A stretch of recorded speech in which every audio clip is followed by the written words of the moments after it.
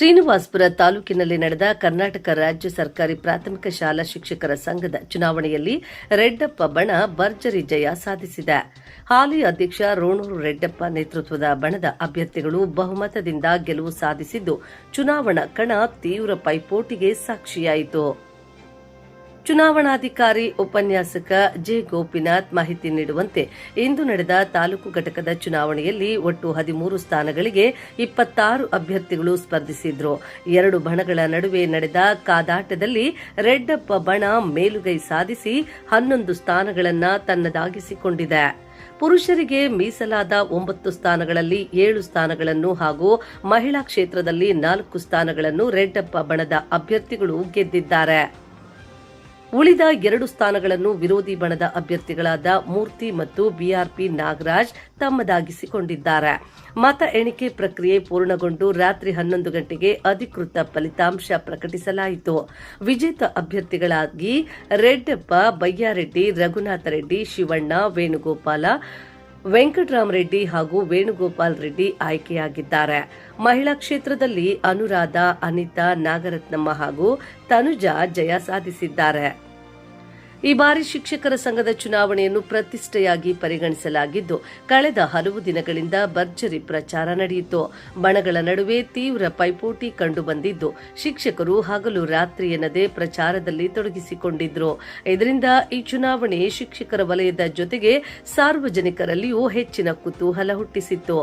ಒಟ್ಟಿನಲ್ಲಿ ಈ ಚುನಾವಣೆಯಲ್ಲಿ ರೆಡ್ಡಪ್ಪ ಬಣದ ಭರ್ಜರಿ ಗೆಲುವು ರಾಜಕೀಯ ಹಾಗೂ ಸಂಘಟನಾ ವಲಯದಲ್ಲಿ ಸಾಕಷ್ಟು ಚರ್ಚೆಗೆ ಕಾರಣವಾಗಿದೆ. ನನ್ನ ಹೆಸರು ಗೋಪಿನಾಥ್ ಅಂತ.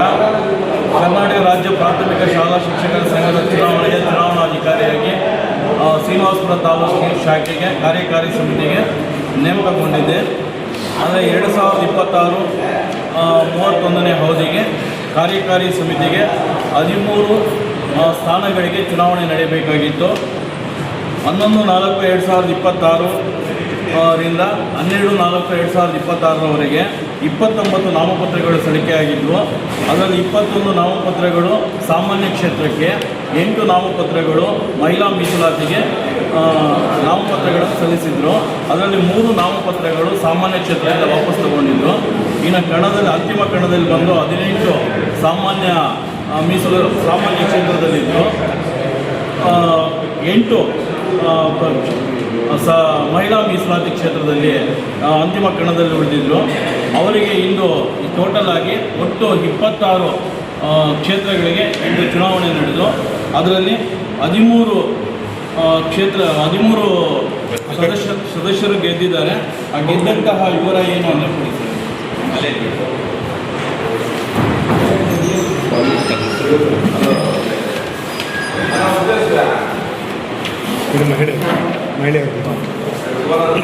ಮಹಿಳೆಯಲ್ಲಿ ಫಸ್ಟ್ ತನುಜಾ 338 ಮತಗಳನ್ನು ತೆಗೆದುಕೊಂಡು ಜಯಶೀಲರಾಗಿರ್ತಾರೆ. ಅದೇ ರೀತಿಯಾಗಿ ಅನಿತಾ TS ಅವರು ಸಹ 327 ಮತಗಳು ತೆಗೆದುಕೊಂಡು ಸೆಕೆಂಡ್ ಪ್ಲೇಸನ್ನು ಪಡೆದಿರುತ್ತಾರೆ. ಮತ್ತು ನಾಗರತ್ನಮ್ಮ C ಅವರು 323 ಮತಗಳನ್ನು ಪಡೆದು 3ನೇ ಸ್ಥಾನವನ್ನು ಪಡೆದಿರುತ್ತಾರೆ. ಮತ್ತು ಅನುರಾಧ RK ಅವರು 310 ಮತಗಳನ್ನು ಪಡೆದು 4ನೇ ಸ್ಥಾನವನ್ನು ಪಡೆದಿರ್ತಾರೆ. ಮತ್ತು ಅದೇ ರೀತಿಯಾಗಿ ಸಾಮಾನ್ಯ ಕ್ಷೇತ್ರದಿಂದ 18 ಸ್ಥಾನಗಳಲ್ಲಿ ಶಿವಣ್ಣ CV ಇವರು 397 ಮತಗಳನ್ನು ಪಡೆದು ಮೊದಲ ಸ್ಥಾನದಲ್ಲಿರ್ತಾರೆ. ಮತ್ತು ಅದೇ ರೀತಿಯಾಗಿ ರೆಡ್ಡಪ್ಪ RS ಇವರು 392 ಮತಗಳನ್ನು ಪಡೆದುಕೊಂಡು 2ನೇ ಸ್ಥಾನದಲ್ಲಿರ್ತಾರೆ.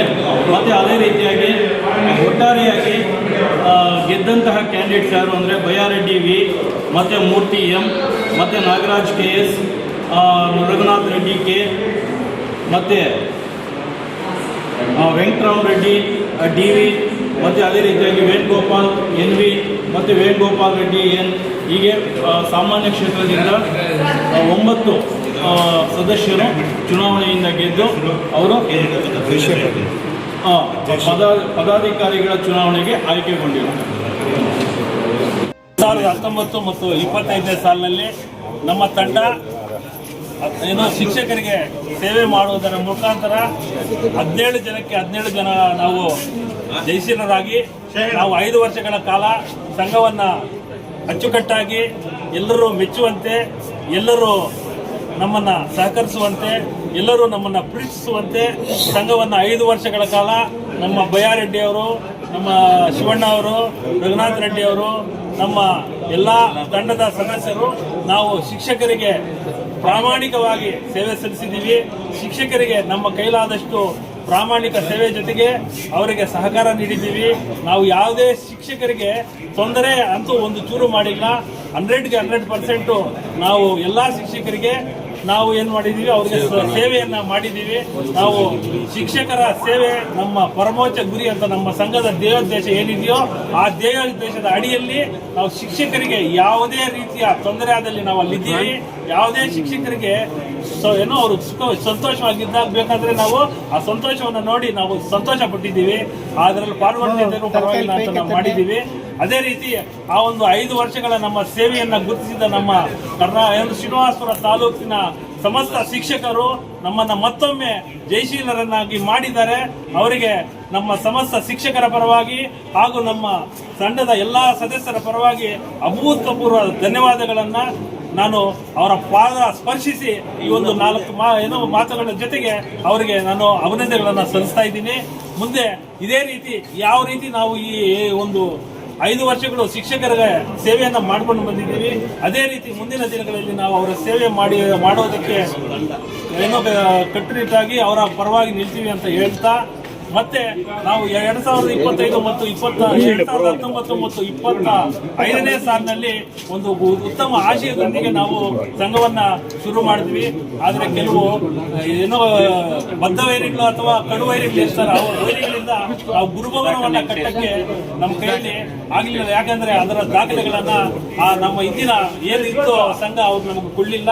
ಆ ಒಂದು ಸಂಘದ ಎಲ್ಲಾ ದಾಖಲೆಗಳನ್ನ, ಗುರುಭವನದ ದಾಖಲೆಗಳನ್ನ ನಾವು ಮತ್ತೆ ಎಲ್ಲಾ ಕಚೇರಿಗಳಿಗೆ ತಿರುಗಿ ಅದನ್ನ ಸರಿ ಮಾಡಿದ್ದೀವಿ, ಸರಿಪಡಿಸಿದ್ದೀವಿ. ಇದರ ಜೊತೆಗೆ ನಾವು ಈ ಗುರುಭವನವನ್ನ ಕಟ್ಟಕ್ಕೆ ಏನು ಬೇಕಾಗಿದೆ ಆ ಒಂದು ಎಲ್ಲಾ ಪ್ಲಾನ್ ಆಗ್ಬೋದು, ಅದರ ಒಂದು ಎಲ್ಲಾ ರೂಪರೇಷೆಗಳನ್ನು ಸಿದ್ಧಪಡಿಸಿದ್ದೀವಿ. ನಾವು MLA, MP ಮತ್ತೆ ಶಾಸಕರು MLCಗಳನ್ನ ಸಂದರ್ಶನ ಮಾಡಿದ್ದೀವಿ. ಸಂದರ್ಶನ ಮಾಡಿದಾಗ ಅವರು 80 ಲಕ್ಷದ ಮೇಲೆ ನಮಗೆ ಈ ಒಂದು ಅನುದಾನವನ್ನು ನೀಡುವುದಾಗಿ ಭರವಸೆಯನ್ನು ನೀಡಿದ್ದಾರೆ.